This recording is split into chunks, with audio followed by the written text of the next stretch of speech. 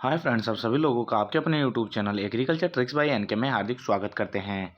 जैसा कि आप लोगों को पता है कि एग्रीकल्चर से रिगार्डिंग कोई भी अपडेट वगैरह आता है या कोई भी नया न्यूज़ वगैरह होती है तो हम आप लोगों को वीडियो के माध्यम से प्रोवाइड करवाते रहते हैं। तो आज इसी कड़ी के अंतर्गत मैं बात करूंगा एग्रीकल्चर सुपरवाइजर के इंपॉर्टेंट क्वेश्चनों को लेकर कि जो 2023 में आने वाली वैकेंसी है उसके लिए काफ़ी इंपॉर्टेंट क्वेश्चन है।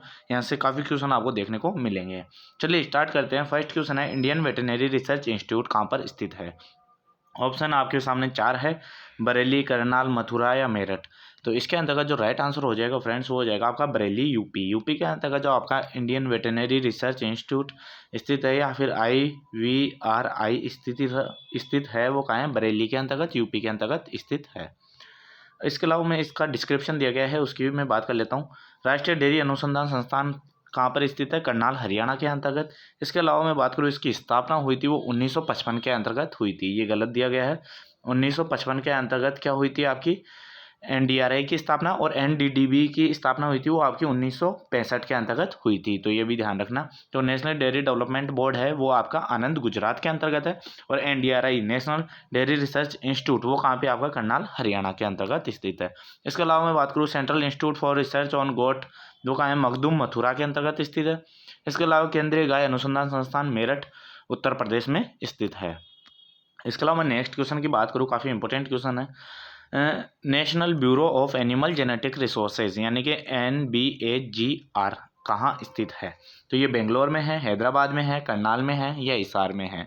तो आई होप आप सभी लोगों को पता ही होगा कि NBAGR के द्वारा ही जो आपकी ब्रीड वगैरह है उनको रजिस्टर्ड किया जाता है, वो NBAGR के द्वारा ही किया जाता है। तो इसका मुख्यालय कहाँ स्थित है? तो बेंगलोर में, हैदराबाद में, करनाल में या हिसार में? तो आप लोगों को पता ही होगा कि करनाल हरियाणा के अंतर्गत क्या है, इसका जो रिसर्च इंस्टीट्यूट है या रिसोर्सेज है वो स्थित है करनाल हरियाणा के अंतर्गत। इसके अलावा नेक्स्ट मैं बात करूँ इसका डिस्क्रिप्शन की, national institute of animal nutrition and physiology वो स्थित है वो कहाँ है? बेंगलोर के अंतर्गत कर्नाटका स्थित है। इसके अलावा डायरेक्टरेट ऑफ पोल्ट्री रिसर्च वो आपका हैदराबाद तेलंगाना में स्थित है। अब बात करें नेक्स्ट क्वेश्चन की, ये काफ़ी अच्छा क्वेश्चन है। भारतीय बेस अनुसंधान संस्थान यानी NIRB कहाँ स्थित है? तो वो हिसार में है, मालपुरा में है, बरेली में है, बीकानेर में है। तो इन चारों ऑप्शनों की भी अपन नीचे व्याख्या में बात करेंगे। उससे पहले इसका राइट आंसर की मैं बात करूँ तो इसका राइट आंसर होने वाला है वो हो जाएगा हिसार हरियाणा के अंतर्गत। हिसार के अंतर्गत क्या है आपका? राष्ट्रीय भेष अनुसंधान संस्थान केंद्र स्थित है। अगर इसके अलावा मैं बात करूँ मालपुरा के अंतर्गत, तो मालपुरा के अंतर्गत आपके दिए गए केंद्रीय भेड़ एवं ऊन अनुसंधान संस्थान अविकानगर मालपुरा टोंक के अंतर्गत है ना, वहाँ पे क्या है? भेड़ एवं ऊन अनुसंधान संस्थान। इसके अलावा मैं बात करूँ भारतीय पक्षी अनुसंधान संस्थान, ये इज्जत नगर बरेली में स्थित है। क्या आपका? पक्षी अनुसंधान जो एवाइन रिसर्च इंस्टीट्यूट है वो कहाँ पे है? इज्जत नगर बरेली में स्थित है। इसके अलावा अगर बीकानेर की मैं बात करूँ तो बीकानेर के अंतर्गत आपका राष्ट्रीय ऊँट अनुसंधान संस्थान जो जोहड़बीड़ बीकानेर में स्थित है। तो बीकानेर के साथ साथ जोहड़बीड़ भी आपको याद रखना है, डायरेक्ट जोहड़बीड़ देके भी आपको क्वेश्चन पूछ लिया जाता है। चलिए नेक्स्ट क्वेश्चन की ओर मैं बढ़ूँ। नेक्स्ट क्वेश्चन है, राष्ट्रीय सुअर अनुसंधान संस्थान कहाँ पर है? तो पिक्का रिसर्च इंस्टीट्यूट कहाँ पर है? दिरांग है, हैदराबाद है, गुवाहाटी है या झांडा पानी है? तो इसका राइट आंसर हो जाएगा फ्रेंड्स वो हो जाएगा गुवाहाटी, क्योंकि गुवाहाटी के अंतर्गत आपका क्या है? सुअर अनुसंधान संस्थान स्थित है। इसके अलावा इसका डिस्क्रिप्शन दिया गया है, राष्ट्रीय याक अनुसंधान संस्थान केंद्र कहाँ पे है? दिरांग के अंदर जो अरुणाचल प्रदेश के अंतर्गत स्थित है। तो ये भी याद रखना कि याक का अनुसंधान संस्थान कहाँ पे है? दिरांग के अंदर। इसके अलावा मैं बात करूँ राष्ट्रीय मांस अनुसंधान संस्थान वो हैदराबाद तेलंगाना में स्थित है। और इसके अलावा जो मिथुन है आपका केंद्रीय मिथुन अनुसंधान संस्थान है वो झालरापानी नागालैंड के अंतर्गत स्थित है। नेक्स्ट क्वेश्चन की मैं बात करूँ, नेक्स्ट है, निम्न में से असत्य कथन है।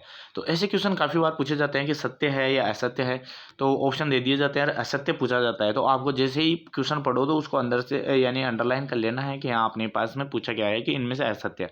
तो चलिए अब क्वेश्चन की ओर बढ़ते हैं कि देसी गाय का नाम बोस इंडिगस है, विदेशी गाय का नाम बोस टारसस है।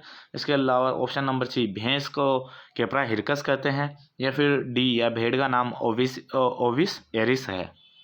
तो इसका राइट आंसर क्या होगा? आई होप आप सभी लोगों को पता होगा कि काफ़ी आसान क्वेश्चन है कि जो ऑप्शन नंबर सी है, क्योंकि भैंस केपरा हिरकस नहीं होता, बाकी सभी के सभी मिलान सही है ना।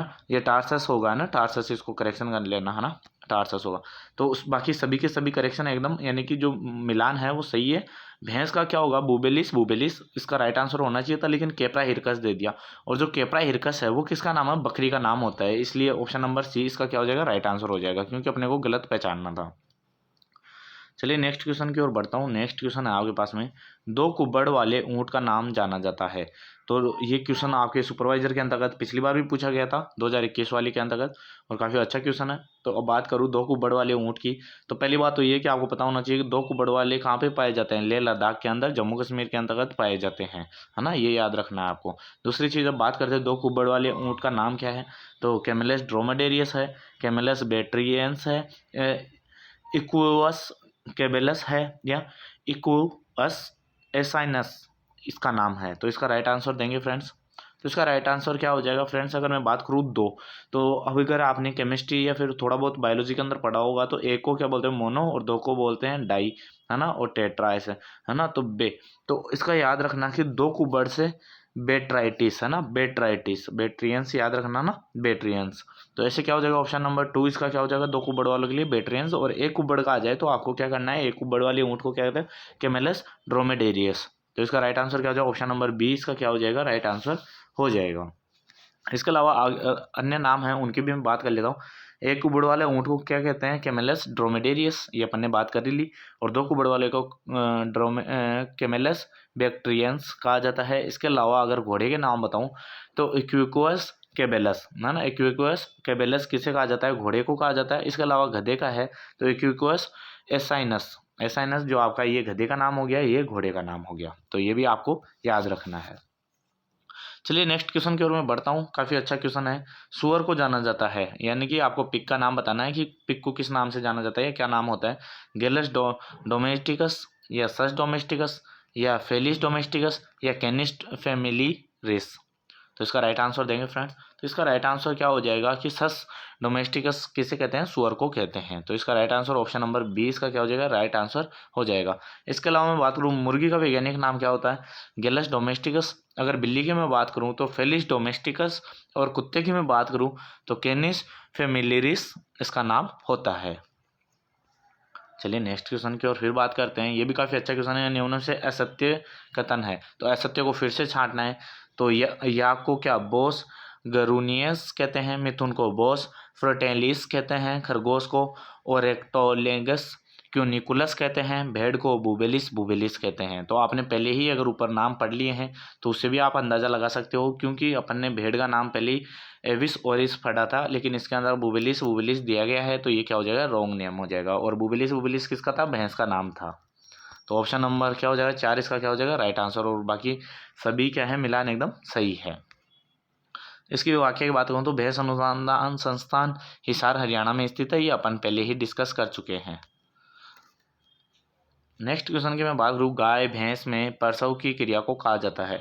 तो अब मैं बात करूँ कि प्रसव की क्रिया को क्या कहते हैं, है ना, गाय व भैंस के प्रसव की क्रिया को क्या कहते हैं। प्रजनन की विधि को नहीं, प्रसव की क्रिया पूछा था ना, प्रसव की काविंग कहते हैं, लेम्बिंग कहते हैं, किडिंग कहते हैं, फेलिंग या फेरोइंग कहते हैं। तो इसके अंतर्गत राइट आंसर देंगे फ्रेंड्स। तो 90 नंबर का क्वेश्चन का आंसर क्या हो जाएगा, काविंग, क्योंकि प्रसव की क्रिया या ब्याहने की क्रिया को क्या कहते हैं, अपन काविंग कहते हैं, गाय व भैंस के अंतर्गत। इसके अलावा मैं बात करूँ कि भेड़ के अंतर्गत जो प्रसव की क्रिया होती है उसे लेम्बिंग कहते हैं, क्योंकि भेड़ क्या देती है, लेम्ब देती है, तो लेम्बिंग होता है। बकरी क्या देती है, किडिंग देती है ना, किड देती है, तो किडिंग इसका हो जाएगा। और घोड़ी का प्रसव क्या कहलाएगा, फोलिंग के नाम से जाना जाता है। तो आई होप आप लोगों के ये चारों डाउट क्लियर हो गए होंगे। इसके अलावा नेक्स्ट क्वेश्चन की मैं बात करूँ, ऊँटनी में प्रसव की क्रिया कहलाती है। तो ऊँटनी में प्रसव की क्रिया क्या कहलाती है, तो काविंग, फेरोइंग, विल्पिंग या लखाना। तो इसकी चारों की मैं डिस्क्रिप्शन भी बात करूंगा, इससे पहले आप इसका राइट आंसर देंगे। तो इसका राइट आंसर क्या होगा, काविंग ही क्या कहते हैं, इनकी प्रजनन की प्रसव की क्रिया को क्या कहते हैं, ऊँटनी की प्रसव की क्रिया को काविंग कहा जाता है। चलिए इसकी व्याख्या की बात करें, उठने के समागम की क्रिया को लखाना कहते हैं। लखाना ये काफ़ी इंपॉर्टेंट अभिक्रिया है। समागम की क्रिया को क्या कहते हैं, लखाना कहते हैं। इसके अलावा सुअर में प्रसव की क्रिया को फेरोइंग कहते हैं, ये भी काफ़ी बार पूछा गया क्वेश्चन है। कुतिया में प्रसव की क्रिया को वेल्पिंग कहते हैं। इसके अलावा भारत में दो कुबड़ वाले ऊँट लेह लद्दाख जम्मू कश्मीर में पाए जाते हैं। ये भी काफ़ी इंपॉर्टेंट क्वेश्चन है। तो आई होप फ्रेंड्स आप लोगों को ये क्वेश्चन काफ़ी इंपॉर्टेंट या फिर अच्छे लगे होंगे। अगर वीडियो पसंद आया हो तो लाइक करें, शेयर करें और कमेंट करना ना भूलें। थैंक यू फ्रेंड्स, ऐसे वीडियो हम आप लोगों के लिए और लाते रहेंगे अगर ऐसे ही शेयर करते रहे तो।